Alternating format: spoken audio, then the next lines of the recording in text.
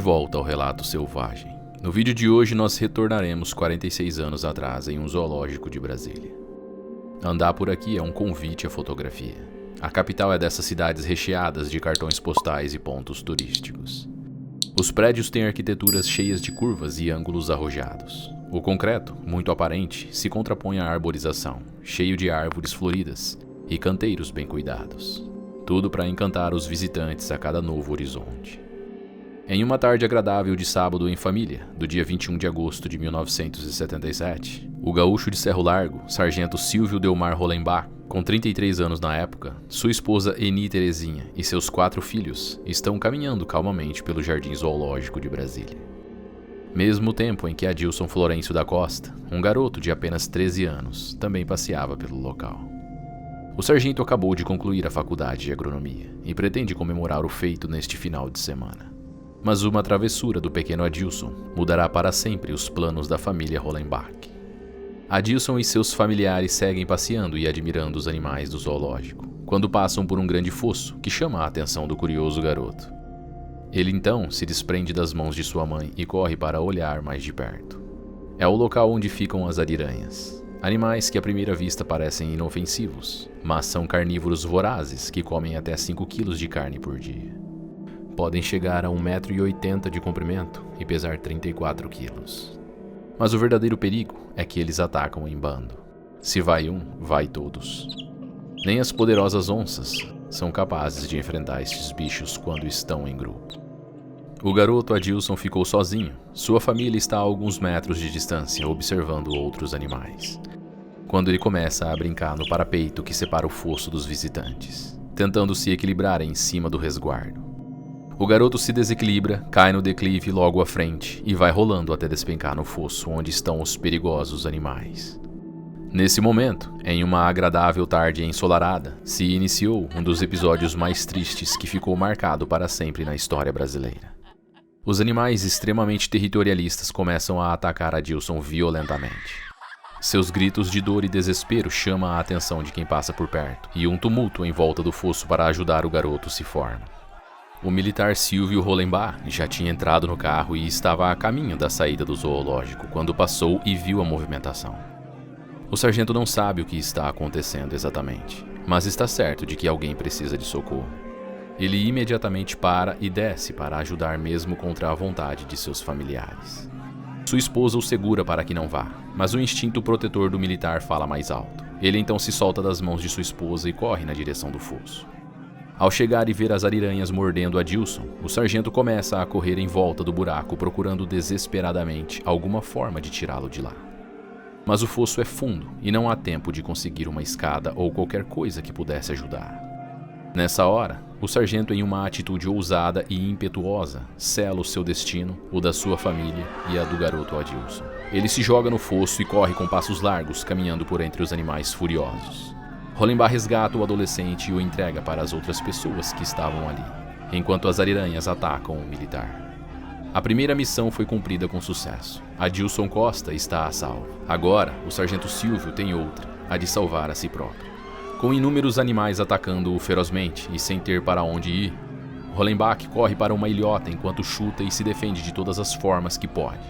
As ariranhas cravam suas mandíbulas em sua carne. Ele as puxa e as arremessa para longe com movimentos bruscos e enérgicos, retalhando sua própria pele. Percebendo que não seria salvo a tempo pelos responsáveis do zoológico e sendo dilacerado vivo pelos animais, Silvio tenta saltar e se agarrar nas bordas da parede do fosso, mas cai na água contaminada por bactérias dos animais, com inúmeras perfurações e lacerações na pele. Seus filhos e sua esposa assistem todo o acontecimento, atônitos e impotentes. O pai querido da família se esvair nas mandíbulas dos ferozes animais. Joel da Mata, um tratador do zoológico que estava de plantão na administração do parque, a 800 metros do local, foi avisado sobre o que ocorria. Ele rapidamente corre até lá e também pula dentro do viveiro para auxiliar o militar que já bastante ferido. Joel grita para que as pessoas joguem algum pedaço de pau para que ele se defenda. Mas ninguém liga. Posteriormente, ele diz ter se impressionado com a inércia das pessoas que ali estavam. Algum tempo se passa até que finalmente um pedaço de pau é jogado, e Joel por fim consegue tirar os animais de cima do militar. Hollenbach foi socorrido e levado desacordado para o hospital, onde recebeu mais de 1000 pontos. Repórteres, fotógrafos e cinegrafistas formam um batalhão do lado de fora do hospital, enquanto Silvio luta por sua vida. Um jornalista do Correio Brasiliense chamado Tadashi Nagakomi é amigo do chefe das relações públicas do Hospital das Forças Armadas, o Dr. Valdemar Henrique Tamanini. Dessa forma, ele consegue entrar na sala de recuperação do sargento e tirar a foto que correria o mundo e ficaria eternizada na história como sendo a única foto do militar vivo após o ataque das ariranhas. No entanto, os esforços das equipes médicas do hospital não conseguiram salvar sua vida. Ele faleceu 2 dias depois, devido à infecção generalizada. O ato do sargento mereceu as glórias destinadas aos heróis. Recebeu um telegrama com as condolências do então presidente dos Estados Unidos, Jimmy Carter. Virou nome de colégio, de rua, de auditório, de zoológico e de praça, por ter morrido para salvar um menino que ia ser estraçalhado por ariranhas. Apesar de sua atitude incrustar um dos mais comoventes capítulos no livro de ouro da coragem, a gratidão, que é mais preciosa que o bronze dos monumentos em sua homenagem, perdura no esquecimento. Passados mais de 4 décadas, o garoto resgatado das mandíbulas das ariranhas, Adilson Florencio da Costa, jamais procurou a viúva ou os 4 filhos do seu anjo da guarda. Nunca bateu a porta deles, nunca telefonou, nunca enviou sequer um cartão de Feliz Natal. Ele nunca perguntou por nós, mas não cobramos nenhuma atitude dele. Seguimos nossas vidas, diz o filho mais velho do sargento, o médico otorrino Silvio Delmar Hollenbach Jr. O pequeno garoto que foi salvo cresceu, virou político e um homem muito rico. Acabou sendo detido pela Operação Recomeço em 2016, junto com mais 7 pessoas, por ordem da Justiça do Rio de Janeiro. Como ex-diretor do Postales, Adilson é suspeito de desviar 90 milhões de reais do fundo de pensão de aposentados. Em 2018, ele foi conduzido coercitivamente pela Polícia Federal para depor sobre o caso. Em 2020, Adilson virou réu no processo que visa ressarcir o fundo de pensão e condenar os culpados. Não encontrei mais informações atualizadas sobre o caso até a data deste vídeo.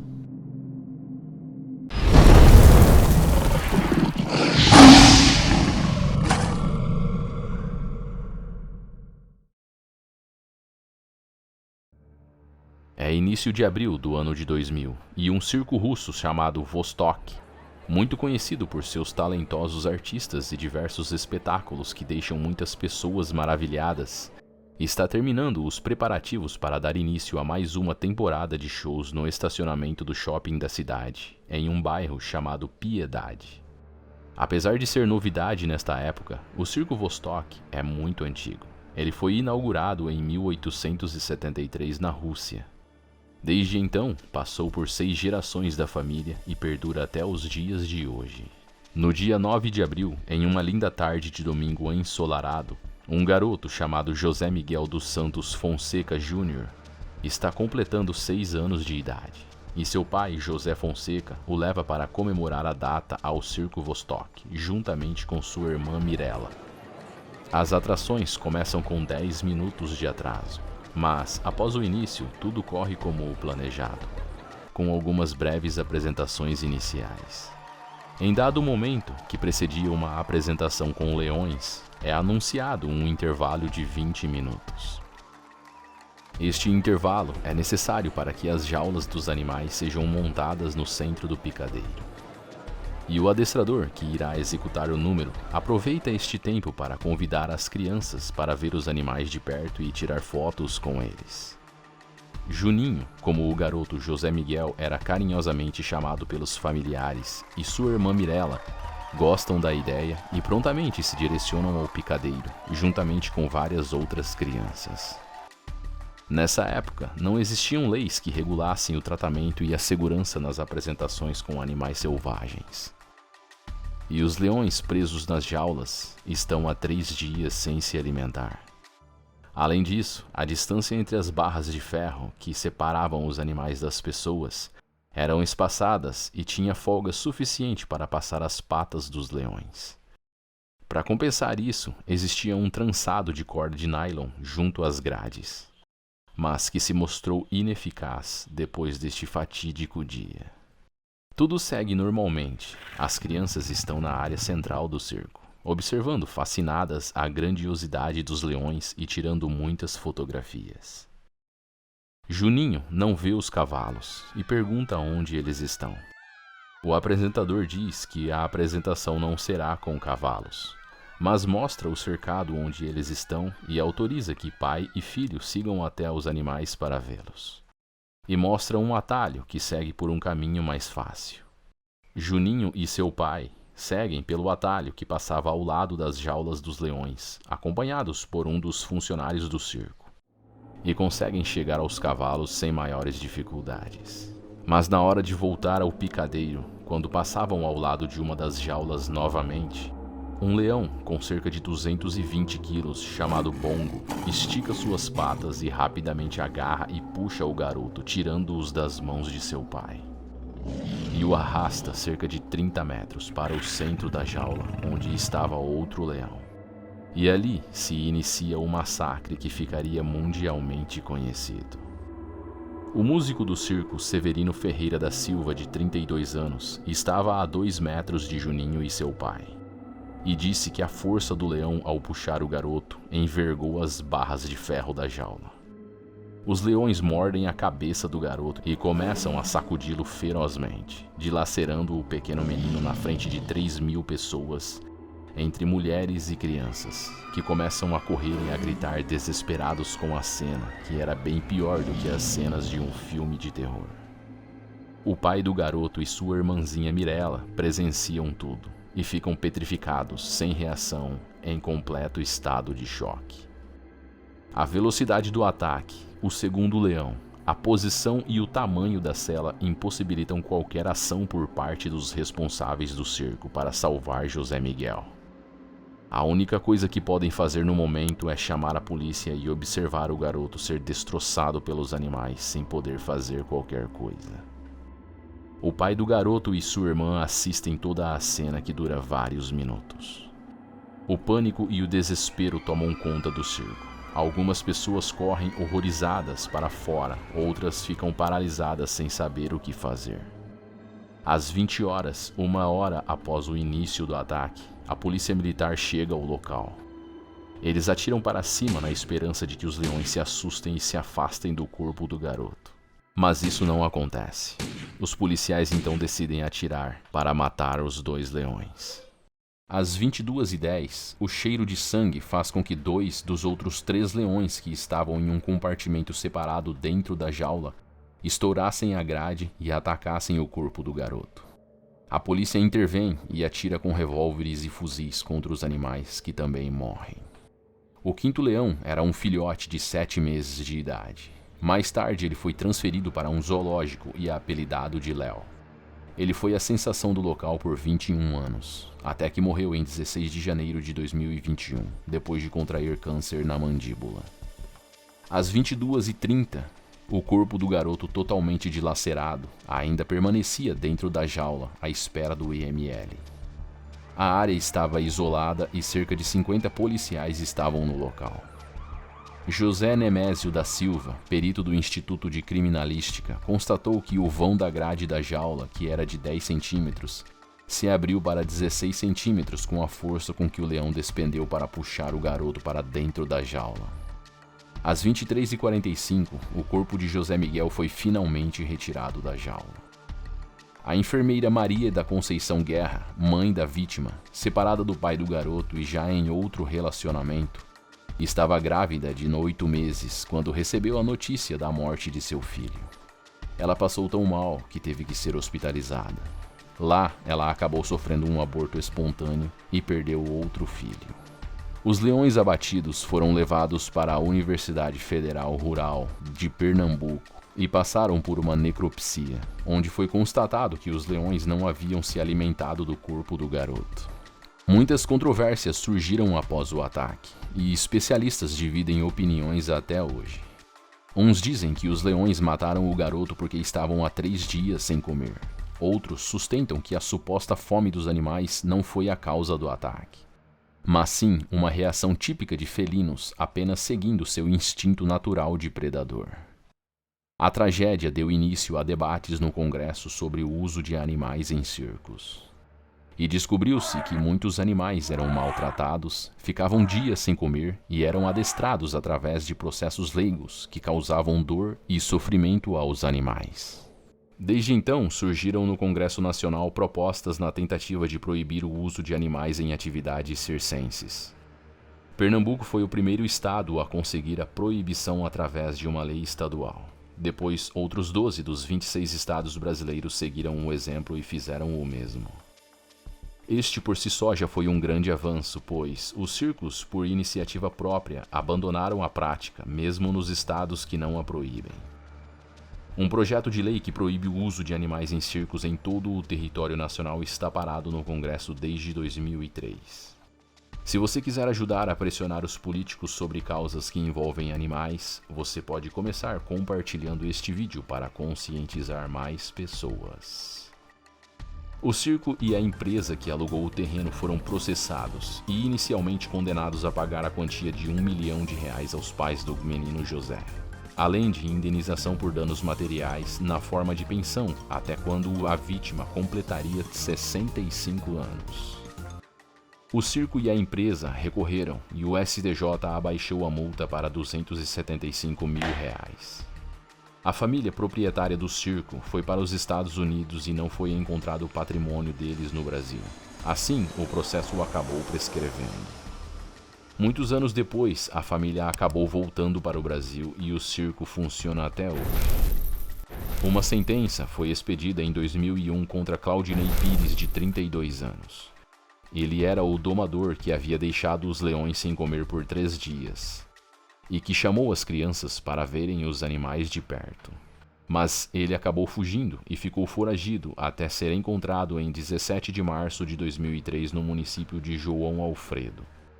Ele estava trabalhando como domador de elefantes em um circo do município.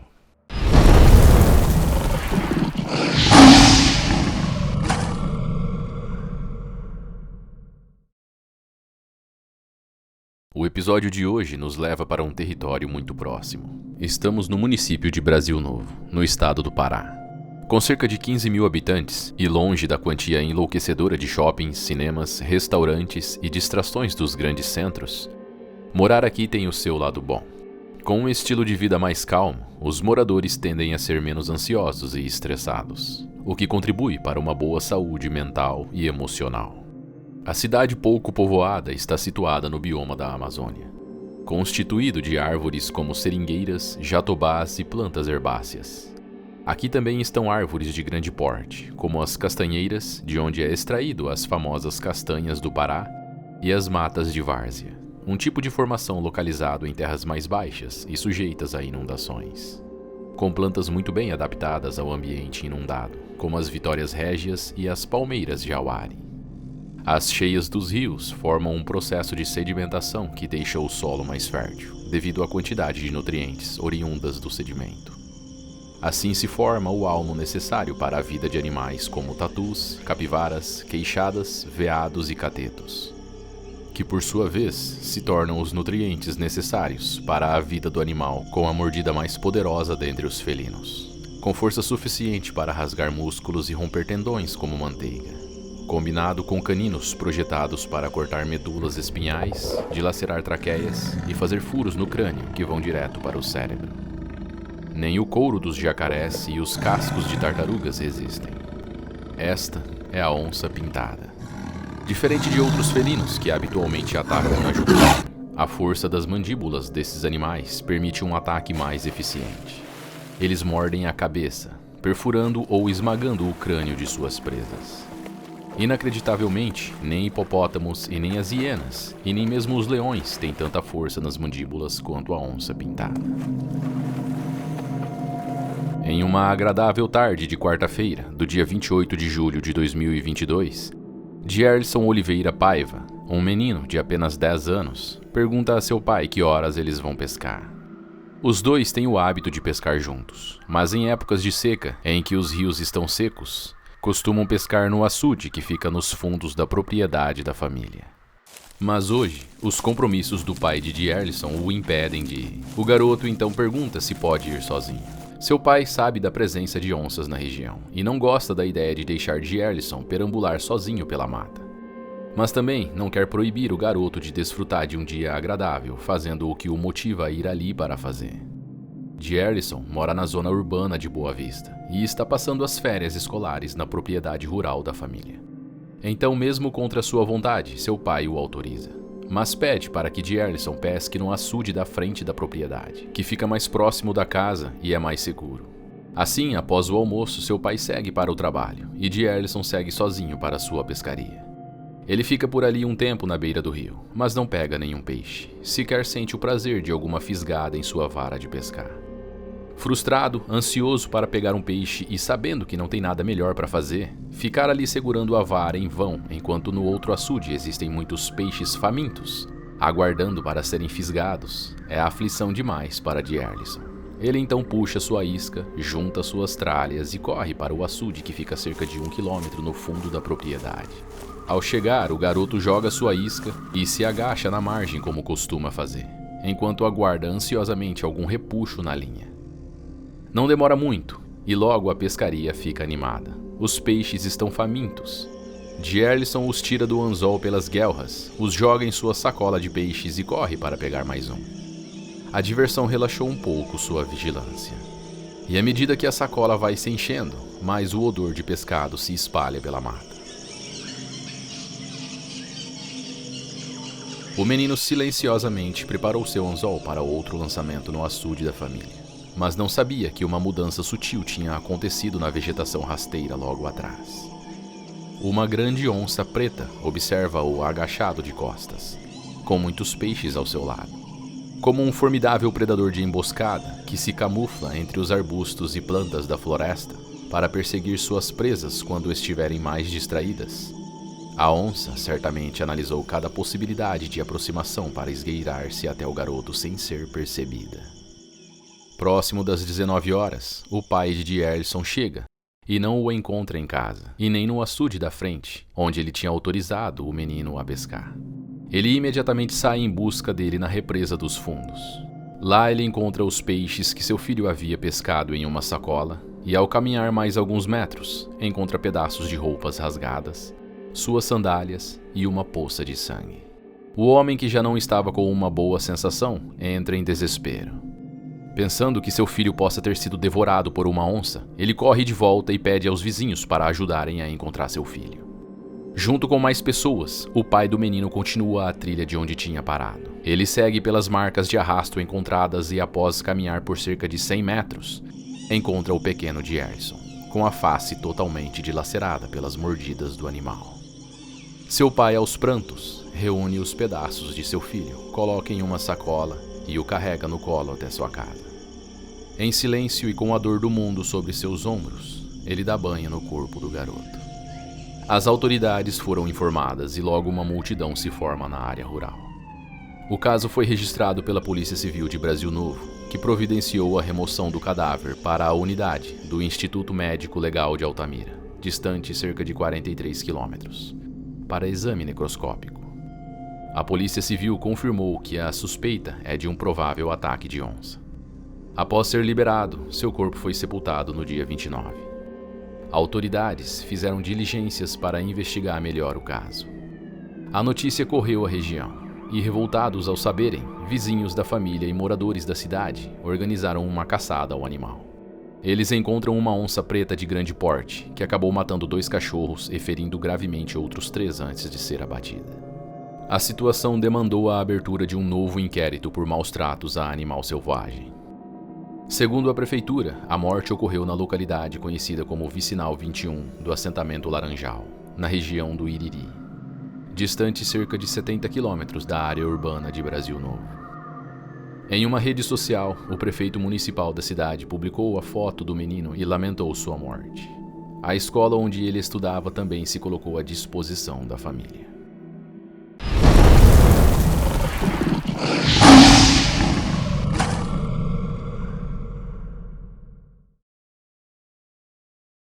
Em uma ensolarada segunda-feira, do dia 14 de outubro de 2002, o comerciante Luiz Soares dos Santos, de 36 anos, decidiu tirar um dia de folga do trabalho e aproveitar um momento tranquilo com sua família na Praia de Piedade, localizada na cidade de Jaboatão dos Guararapes, a cerca de 18 quilômetros ao sul da capital Recife. Apesar da fama da região de ser propícia a ataques de tubarões desde o início da década de 90, Luiz acredita que aquela área é segura e que o local perigoso é, na verdade, a Praia de Boa Viagem.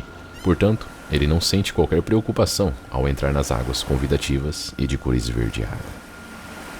Acompanhando-o estão sua esposa, Maria Gorete Santana Diniz, e seus 2 enteados, Emerson Santana, de 14 anos, e Emanuela Santana, de 10 anos. Ele os incentiva a entrar na água. Apesar de ser uma segunda-feira, a praia está lotada e alguns surfistas desafiam a proibição de praticar surf nas áreas próximas aos recifes de corais. O dia está quente, com uma brisa marítima vigorosa, proporcionando condições excelentes para um dia de lazer na praia. No entanto, este dia perfeito está prestes a tomar um rumo macabro. Silenciosamente, movendo-se abaixo da superfície, um grande tubarão-tigre de aproximadamente 5 metros de comprimento busca uma presa em potencial. Atraído pelo barulho e pela agitação na água, ele se aproxima cada vez mais da área costeira, onde Luiz está nadando despreocupadamente, acenando para sua esposa na praia, tentando convencê-la a entrar na água. Luiz não faz ideia, mas acabou de entrar no radar do maior predador dos oceanos. É quase 3 horas da tarde, quando Luiz é brutalmente atacado pelo tubarão a apenas 20 metros de distância da areia. O impacto é tão poderoso que seu corpo se ergue de forma assustadora acima da superfície.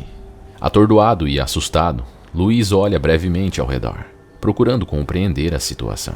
Desesperado, ele tenta voltar para a praia, mas é novamente atacado pelo animal, que dessa vez o arrasta violentamente, deixando um rastro volumoso de sangue. Apesar dos esforços de Luiz para reagir e se livrar do tubarão, ele não é páreo para a força e agressividade do predador, que, ao longo de milhões de anos, aperfeiçoou suas técnicas de caça. Nos angustiantes minutos finais, Luiz, com o corpo firmemente preso nas mandíbulas do animal, sentiu sua carne sendo dilacerada e seus ossos sendo quebrados sem esforço pelo animal. Em pouco tempo, tudo estava acabado para o comerciante. Sua esposa e enteados assistem à cena assustadora, paralisados e impotentes. A única coisa que podem fazer é olhar, enquanto o tubarão dilacera Luiz. O ataque chocante deixou os outros banhistas em pânico, que nadaram rapidamente em direção à segurança da costa. Sua esposa entrou em estado de choque e precisou ser levada às pressas pelo corpo de bombeiro para receber atendimento médico. Em um estado de neurose histérica, ela não conseguia falar corretamente e precisou ser sedada para se acalmar, conforme relatou o médico Maurício João dos Santos, que prestou assistência. Os salva-vidas agem rapidamente para retirar os banhistas da água, temendo que o cheiro de sangue atraia mais tubarões e, consequentemente, mais ataques. O pânico se espalha pela região e as autoridades se esforçam para manter a calma no local. Após alguns minutos angustiantes, o corpo inerte e mutilado de Luiz emerge à superfície, e os salva-vidas correm para resgatá-lo usando jet skis. No entanto, antes que pudessem alcançá-lo, o tubarão volta para reivindicar sua presa e o arrasta em direção ao oceano, para nunca mais ser visto, conforme relatou o sargento Benício Damasceno, do Corpo de Bombeiros de Recife. As buscas por quaisquer vestígios do que sobrou de Luiz continuaram ao longo do dia e avançaram até a noite. Foi então que um dos salva-vidas encontrou vísceras flutuando na superfície. O material foi coletado e levado para análise em um laboratório, onde foi confirmado que eram de fato restos humanos. As praias da região foram imediatamente fechadas nos dias seguintes e qualquer atividade recreativa da área foi proibida. O tubarão responsável pelo ataque nunca foi encontrado, deixando uma aura de mistério e apreensão na comunidade. 3 dias após o ataque, em 17 de outubro de 2002, o pescador Severino Inácio dos Santos se preparava para mais um dia comum em sua rotina de pescador. E ao recolher suas redes de pesca, ele encontrou parte de uma perna humana presa em sua rede, a cerca de 300 metros do local do ataque. Nenhum outro vestígio do corpo da vítima foi encontrado, deixando uma sensação sombria e tristeza na comunidade costeira.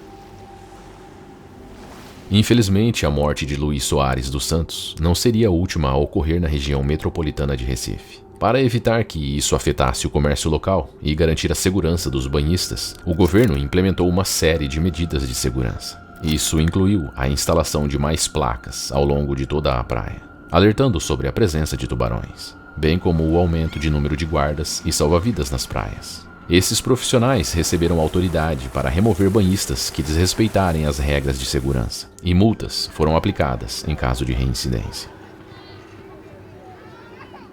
Desde 1992, as praias de Pernambuco têm enfrentado um grande aumento no número de ataques de tubarões. Naquele ano, foram registrados cerca de 44 ataques na região, sendo que 15 deles resultaram em morte. No entanto, os biólogos marinhos acreditam que esses números podem ser ainda maiores, pois muitos ataques não são noticiados e a maioria das mortes nas praias ainda é registrada como afogamento, mesmo apresentando marcas de mordidas. Alguns estudos apontam que o principal fator para o aumento significativo no número de ataques de tubarões a partir da década de 90 está relacionado à construção do porto de Suape no final dos anos 80. Isso resultou na destruição de uma região de manguezal que servia como habitat para diversas espécies marinhas, incluindo os tubarões, que utilizavam a área como berçário e local de reprodução. A drástica alteração do ambiente marinho causou um aumento na agressividade dos tubarões e, consequentemente, sua migração para áreas próximas das praias mais frequentadas pelos visitantes. Isso aumentou consideravelmente as chances de ocorrência de ataques, com uma taxa de fatalidade que ultrapassava 40%. Essas informações destacam a importância de medidas de preservação ambiental e um equilíbrio cuidadoso entre o desenvolvimento humano e a proteção da vida marinha. A conscientização sobre os perigos e a adoção de medidas preventivas são essenciais para a segurança de todos que desfrutam das praias da região.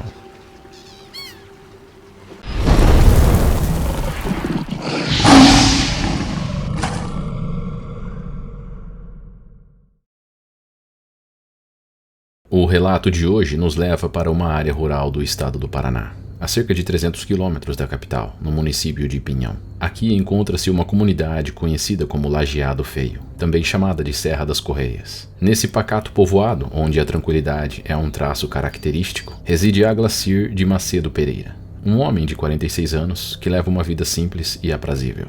Aglacir tem o hábito de caminhar todas as manhãs, em meio às belezas naturais da região, compartilhando a tradição do chimarrão com seus vizinhos. Uma rotina plácida que beirava a perfeição, especialmente para aqueles que encontram na serenidade das zonas rurais um refúgio seguro, distante do bulício dos grandes centros urbanos.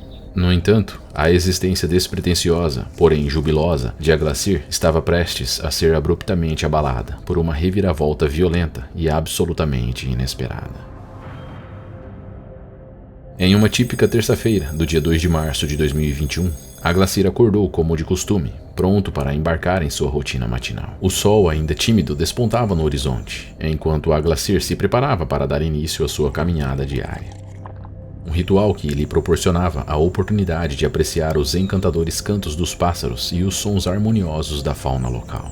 Traçando seu percurso habitual, Aglacir passava por uma fazenda localizada a cerca de 400 metros de sua modesta morada. Essa propriedade rural pertencia a um homem conhecido como Marquinhos, cuja criação compreendia 7 imponentes exemplares da raça Pitbull. Nas regiões rurais, é comum que sejam adotadas medidas de segurança para proteger o gado de roubos ou invasões de terras. Nesse contexto, muitos proprietários de extensas terras optam por treinar seus cães para intimidar eventuais invasores, mantendo-os afastados e preservando a tranquilidade da propriedade. Ansiosos para cumprir seu papel de afastar qualquer intruso, foi nesse momento que Aglacir se aproximava do local, completamente alheio à surpresa mortal que o aguardava. Caminhando serenamente e sem nenhuma preocupação, Aglacir não fazia ideia de que os cães, com seus sentidos aguçados, haviam percebido sua presença de longe. Eles avançaram impetuosamente em sua direção, correndo com ferocidade. Quando Aglacir percebeu que havia se tornado o alvo principal das criaturas, ele tentou desesperadamente escapar correndo, mas em vão. Rapidamente os cães o alcançam e o derrubam, iniciando um ataque impiedoso, mordendo-o com extrema brutalidade. Dominado pelo medo, Aglacir tentou, mesmo que em vão, reagir contra os 7 cães ferozes. No entanto, suas tentativas eram inúteis diante da força e da ferocidade dos animais. Os cães mordiam seus braços, pernas e outras partes do corpo, cada vez mais agressivos a cada movimento que Aglacir fazia para se defender. Em um ataque particularmente violento, um dos cães investiu contra sua cabeça, mordendo seu couro cabeludo e puxando com toda a força, enquanto os outros cães repetiam o ataque no mesmo local. Em um movimento extremamente brutal, eles escalpelaram a vítima, deixando-o agonizando de dor no chão de terra, enquanto seus gritos de angústia ecoavam pela região, chamando a atenção dos funcionários da fazenda. Chocados, os funcionários correm para verificar o que está acontecendo. Milagrosamente, Aglacyr ainda estava vivo, embora em estado crítico e sangrando profusamente. A visão de seu corpo dilacerado causa espanto e repulsa em todos. A carne de sua face foi totalmente arrancada pelos animais, junto com seu nariz e parte de seu couro cabeludo, fazendo com que todos os ossos de seu rosto fiquem expostos. Logo, a terrível notícia chega aos ouvidos dos familiares de Aglacyr, sua tia e seu sobrinho, que prontamente se dirigem ao local. Ao se depararem com o estado chocante em que ele se encontra, ficam petrificados, em estado de choque diante da cena perturbadora. Imediatamente uma ambulância é acionada, e os funcionários da fazenda cuidadosamente transportam Aglacyr até o veículo de emergência. Mesmo os paramédicos, com toda a sua vasta experiência em lidar com vítimas gravemente feridas, ficam atordoados, pois jamais tinham presenciado algo tão horrendo e cruel. O ambiente fica impregnado de um silêncio pesado, enquanto a ambulância parte em velocidade, levando consigo uma vítima que se encontra à beira do abismo, lutando para sobreviver. O hospital mais próximo, localizado a 30 quilômetros do município de Pinhão, parece estar a uma eternidade de distância. Cada segundo que Aglacyr agoniza em meio à dor parece se prolongar indefinidamente. Os paramédicos, em uma corrida contra o tempo, fazem tudo o que está ao seu alcance para mantê-lo vivo. No entanto, os ferimentos de Aglacyr são profundos e seus tecidos sangram abundantemente, a ponto de a anestesia não surtir qualquer efeito em seu organismo. Finalmente, a ambulância chega ao Hospital Santa Cruz e Aglacyr é levado com urgência para a sala de cirurgia. No entanto, pouco tempo após sua chegada, a gravidade dos ferimentos e a perda excessiva de sangue provam ser insuperáveis. Aglacyr sucumbe à sua agonia, encerrando seus momentos finais em meio à tragédia. A notícia de sua morte se propaga rapidamente pela região, causando um impacto que ultrapassa as fronteiras locais. Jornais dos Estados Unidos e do México dão destaque aos detalhes chocantes do ataque, gerando repercussão internacional. O relato da brutalidade desse evento horrível toca o coração de muitos, despertando debates sobre a segurança e o controle de animais ferozes. As autoridades são acionadas para lidar com a situação, mas diante do cenário devastador, pouco podem fazer. No local do ataque, resta apenas um rastro de sangue, roupas rasgadas e pedaços de carne espalhados pelo chão. Testemunhas mudas da violência desencadeadas pelos cães. O proprietário e responsável pelos cachorros não é encontrado no dia do ocorrido, mas a polícia planejava abrir um inquérito para que ele fosse responsabilizado criminalmente pelos terríveis desdobramentos da tragédia. A busca pela justiça se iniciou, enquanto a comunidade local tenta assimilar o impacto desse evento traumático que tirou a vida de Aglacyr, deixando uma marca indelével em suas mentes e corações. Até onde se tem conhecimento, os cães responsáveis pelo terrível ataque não foram sacrificados, mas sim realocados para um local distinto. Essa decisão causa controvérsias e despertou debates acalorados sobre a responsabilidade e o destino adequado desses animais agressivos. Mais tarde, em uma entrevista aos jornais, a tia de Aglacyr expressou sua dor e fez um apelo emocionado. Pedimos a todos que possuam esses animais que tomem cuidado. Não queremos que mais ninguém passe pela mesma dor que estamos enfrentando neste momento, disse ela na ocasião. Suas palavras foram carregadas de angústia e de um desejo sincero de prevenir tragédias futuras. A tia de Aglacyr desempenhou um papel fundamental em sua criação, cuidando dele desde os 2 anos de idade. Essa conexão profunda tornou a perda de Aglacyr e as circunstâncias violentas em que ocorreu ainda mais dolorosas para ela. A família da vítima, além de buscar justiça, também solicitou que o proprietário da fazenda, Marquinhos, arcasse com as despesas do funeral e o enterro, uma vez que enfrentavam não apenas a dor devastadora da perda do homem, mas também o ônus financeiro dessa triste ocasião. A mordida de um pitbull é conhecida por sua força impressionante, com uma média de 235 PSI, equivalente a 16 kg por centímetro quadrado. E com seus 42 dentes afiados, a raça é capaz de gerar uma força total de até 200 quilos. Em outras palavras, a mordida de um pitbull pode ser comparada a uma pressão de 200 quilos exercida em poucos segundos sobre o membro de uma possível vítima. Além disso, quando mordem, esses cães continuam segurando e dilacerando o tecido afetado, o que pode causar danos mais extensos. Dependendo do local da mordida, ela pode provocar hemorragia severa e até mesmo levar à morte. Os pitbulls são conhecidos por sua agilidade e velocidade impressionantes, podendo atingir até 68 km/h quando correm. Além disso, são animais bastante persistentes quando estão determinados a perseguir algo que desperte sua atenção.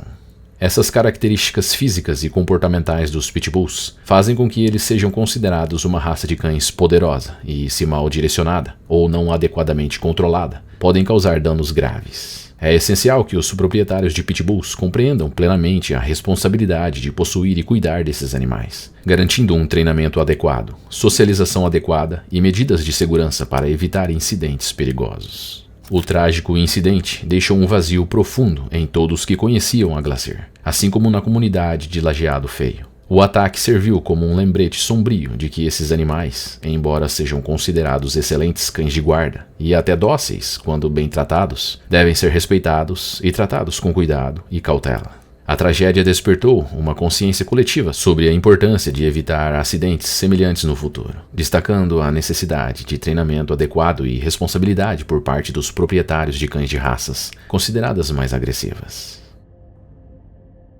Esse episódio trágico alterou irrevogavelmente a atmosfera de Lajeado Feio, deixando uma cicatriz na comunidade que nunca mais será apagada. Permanece como um lembrete doloroso dos perigos potenciais envolvendo cães de guarda treinados para ações agressivas. Um lembrete de que a segurança e o respeito mútuo entre humanos e animais devem ser cuidadosamente equilibrados para evitar consequências devastadoras.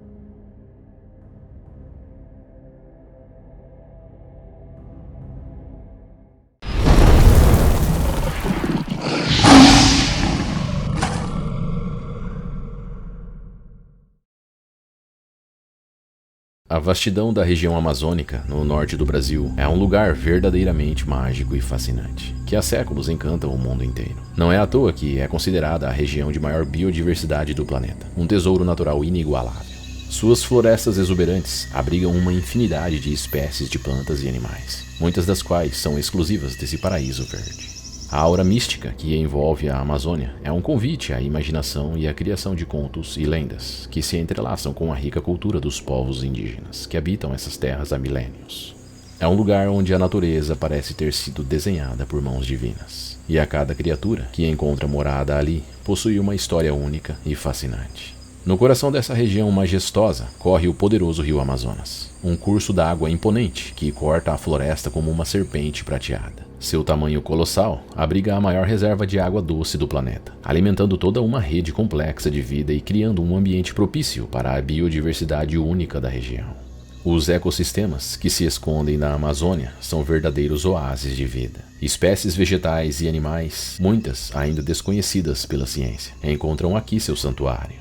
A bióloga paulista Daisy Nishimura, de 24 anos, encontrou-se atraída por essa combinação de fatores que culminaram em sua jornada para essa região. Após completar seus estudos na Inglaterra e contribuir para diversos projetos, Daisy foi selecionada para participar de uma iniciativa de monitoramento e coleta de dados sobre os botos de Mamirauá, uma reserva localizada na região do curso médio do Rio Solimões. A reserva abriga uma diversidade de fauna, incluindo inúmeras espécies de aves exóticas como o imponente gavião real. Mamíferos e répteis também marcam presença, destacando-se o jacaré-açu. Esta espécie é a maior dos crocodilianos brasileiros, podendo atingir até 6 metros de comprimento e pesar mais de meia tonelada. Embora sejam conhecidos por sua agressividade e haja vários relatos de ataques fatais a seres humanos na região, eles são uma espécie protegida. Assim, o abate ilegal pode resultar em severas multas e na suspensão da licença de caça. Em abril de 2009, Daisy mudou-se para a região e começou a morar em uma casa flutuante com sua colega de estágio, uma espanhola chamada Glória. As duas se adaptaram à nova rotina. Como Daisy brincou, o único trânsito que eu tinha era esperar um bando de mergulhões. Durante esse tempo, Daisy registrou em sua câmera uma série de imagens, incluindo um enorme jacaré-açu, apelidado de Doroteia, que habitava debaixo de sua casa flutuante. No início, pensaram que Doroteia fosse uma fêmea, mas descobriram mais tarde que, na verdade, era um macho. Esse jacaré já era conhecido entre os membros do projeto. Ele dormia entre o chão da casa e os troncos que a mantinham flutuante. Quando ele subia, sentíamos a casa mexer, relatou Daisy. No dia 30 de dezembro de 2009, o que parecia ser uma manhã comum na vida de Daisy, acabou por se transformar em um episódio de puro terror. Sua colega de trabalho, Glória, havia saído para monitorar os botos, deixando Daisy sozinha na casa flutuante. Enquanto preparava peixes para o almoço de ambas, Daisy descartou as vísceras do pescado no rio. O aroma do sangue era irresistível para o gigantesco réptil que vivia nas proximidades. A seca desse ano havia sido severa, resultando em uma escassez de presas. Isso deixou os predadores, especialmente os de grande porte, mais agressivos e estressados, prontos para aproveitar qualquer oportunidade para se alimentar. Distraída com sua tarefa, Daisy não percebeu o jacaré se aproximando silenciosamente. De repente, o réptil saltou mais de 1 metro, abocanhando-a e, em um único movimento, a arrastou para dentro da água, fechando firmemente as mandíbulas em torno de sua perna. O jacaré iniciou o temido giro da morte, com a intenção de arrancar pedaços de Daisy, que agora era sua presa. No meio dessa luta, Daisy quase se afogou, mas, incrivelmente, conseguiu manter a consciência e lutou por sua vida. Durante o ataque, ela se recordou de um documentário no Discovery Channel que assistia, que aconselhava a atingir as partes mais sensíveis de um tubarão, como o nariz e olhos, em caso de ataque. Sem conseguir identificar onde estavam essas partes, Daisy colocou a mão na cabeça do jacaré e pressionou com toda a força, até que o réptil recuou e a soltou. Foi nesse momento que Daisy percebeu a perda de sua perna direita. Embora ela tentasse alcançar a borda da casa flutuante, ela não conseguiu subir. Então, gritou por socorro, mas não havia ninguém por perto. Ela então se arrastou até uma rampa do outro lado da casa para sair da água antes que o cheiro de sangue atraísse mais jacarés. Já fora da água, seus gritos foram ouvidos por um pescador que passava pela região. Ele foi até a casa, pediu ajuda pelo rádio de comunicação e contou, posteriormente, que quase desmaiou ao ver Daisy no chão, sem uma perna. Daisy relatou que estava consciente e em choque. Ela lembra-se de ter dito: "Olha, tem feijão no fogo. Não esquece de desligar." 10 minutos depois, os funcionários da reserva chegaram, fizeram um torniquete em sua perna e a levaram às pressas para um hospital em Tefé. Cerca de 1 hora após o ataque, Daisy foi atendida pelo médico cirurgião Adalberto Villa-Lobo, que ficou atônito com o seu estado. Segundo ele, qualquer outra pessoa sem a resistência de Daisy provavelmente não teria sobrevivido a um ataque tão brutal. No entanto, o que mais o surpreendeu foi o fato de a artéria femoral de Daisy estar bloqueada, mesmo sem o torniquete, o que a salvou de uma hemorragia fatal. Chegando ao hospital, o médico estranhou o fato dela não ter perdido muito sangue. Ele acredita que o jacaré, ao girar ela, torceu a artéria e estancou o sangue, ao mesmo tempo que arrancava sua perna. A notícia do ataque se espalhou rapidamente pela região, despertando preocupação entre os moradores. Determinados a garantir a segurança de todos, eles prontamente agiram e caçaram 7 jacarés próximos da casa flutuante. Felizmente, eles conseguiram recuperar a perna dela, e durante a investigação, descobriram que o animal agressor era Doroteia, um jacaré macho que até então todos acreditavam ser fêmea. Surpreendentemente, também encontraram a tornozeleira que a vítima usava, fornecendo pistas cruciais sobre o incidente. Infelizmente, as lesões causadas pelo ataque do jacaré inviabilizaram qualquer possibilidade de realizar o reimplante da perna. O Dr. Adalberto Villa-Lobos explicou que, devido à gravidade dos danos, essa opção não era viável, uma vez que o risco de infecção seria muito maior. No entanto, a intervenção cirúrgica realizada foi bem sucedida, permitindo limpar completamente as feridas e evitar qualquer infecção subsequente. A abordagem dos moradores ao combater a ameaça dos jacarés e a atuação da equipe médica foram cruciais para a recuperação da vítima. A superação de Daisy após esse incidente é uma prova de sua força e determinação em face de adversidades tão desafiadoras. Daisy, corajosa e determinada, decidiu retornar a São Paulo, onde passou por fisioterapia para receber uma prótese e aprender a caminhar novamente. Apesar da tristeza em saber que o jacaré foi morto, ela expressou preocupação com a caça indiscriminada que poderia levar à extinção desses animais, alertando para a importância de coexistir com a natureza. Hoje em dia, Daisy leva uma vida inspiradora, utilizando uma prótese. Ela é mãe de 2 filhas e continua exercendo sua profissão como bióloga. Com tranquilidade, ela relembra o ataque e expressa sua ansiedade pelo contato com a natureza, mantendo seu amor e respeito pelo meio ambiente. Sua história é um exemplo de superação e consciência ambiental, mostrando como é possível encontrar forças e esperanças, mesmo após enfrentar situações tão desafiadoras.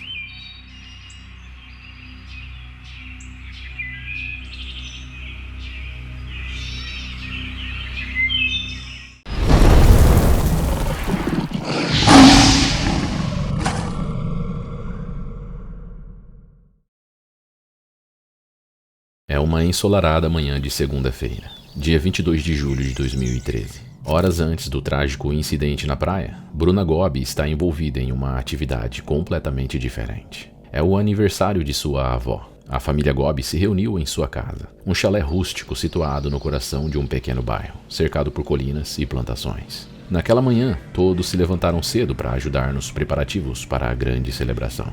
Bruna estava encarregada de buscar flores para decorar a sala de jantar.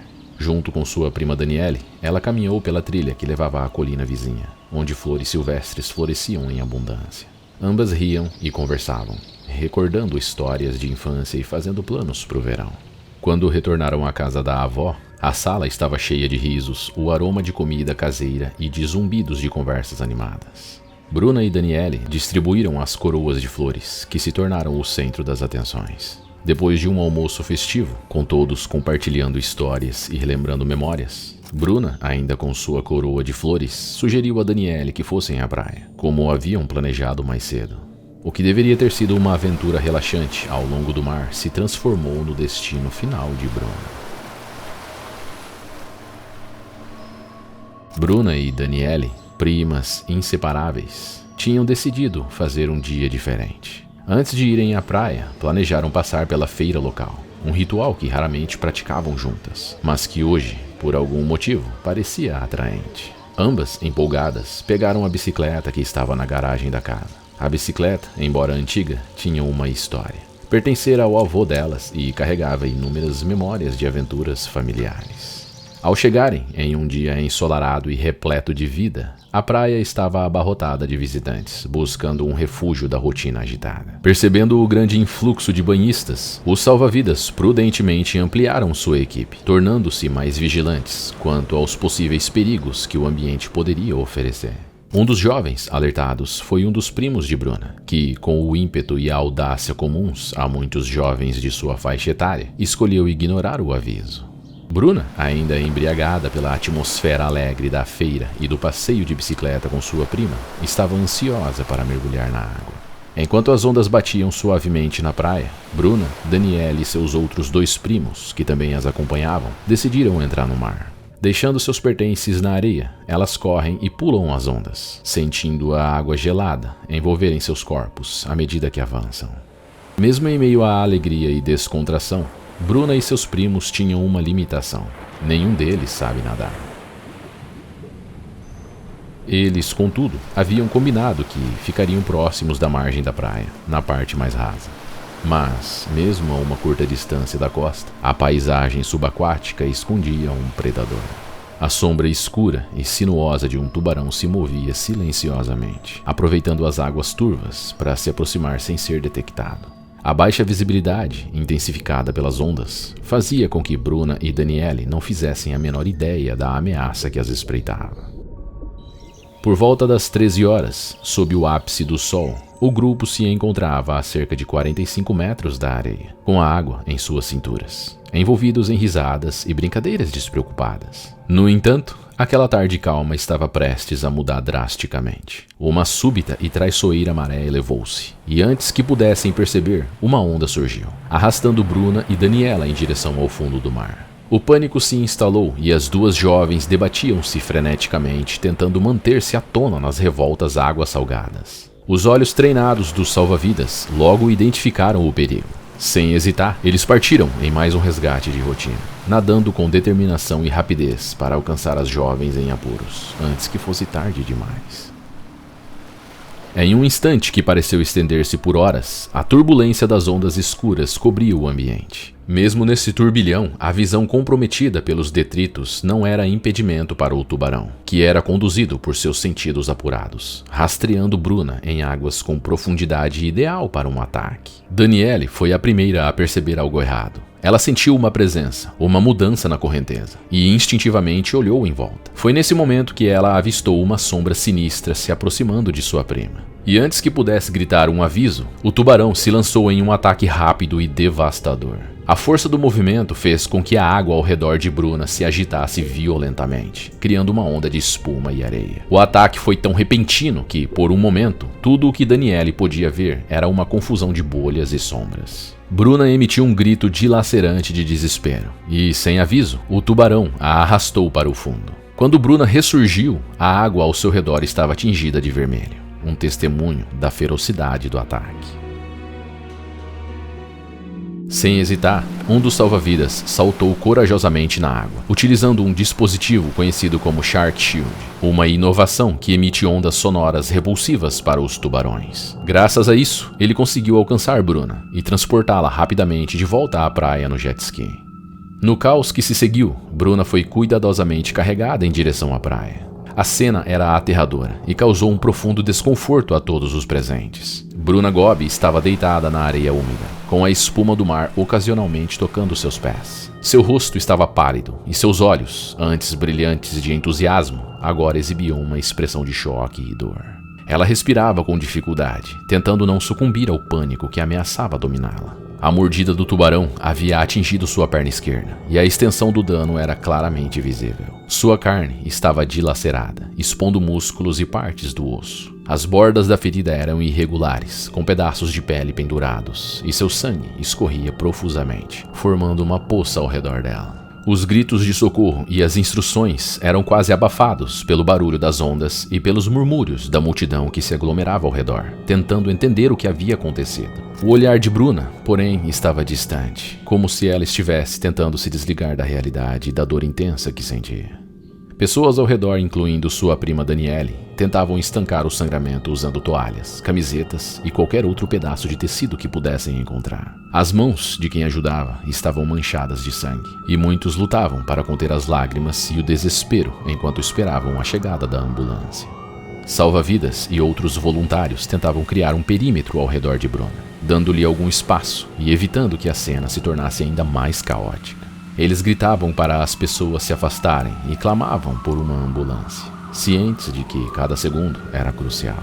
Temendo que ela não chegasse a tempo, Bruna foi transportada em uma viatura policial para um centro de urgência. No Hospital da Restauração, a gravidade da situação foi imediatamente reconhecida pelos socorristas. Apesar dos esforços da equipe médica, a extensa perda de sangue e a gravidade de seus ferimentos levaram Bruna a um estado crítico. Ela enfrentou 3 paradas cardíacas durante a cirurgia, e apesar de todas as tentativas de salvá-la, Bruna foi declarada morta pouco antes da meia-noite. Especialistas, através de uma minuciosa análise dos ferimentos de Bruna, identificaram o tubarão cabeça chata como o responsável pelo ataque devastador.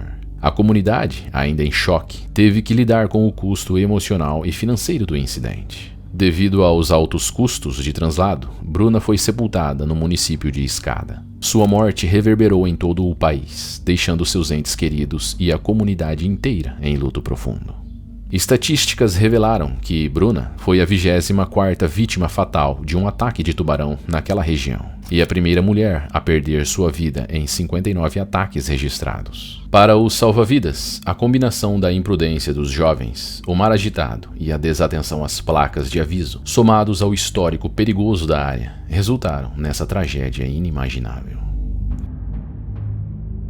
Se este vídeo despertou seu interesse, sugiro que clique em um dos vídeos que estão sendo sugeridos para você neste momento. Lá você vai encontrar vídeos tão bons quanto este. Obrigado por me acompanhar até aqui.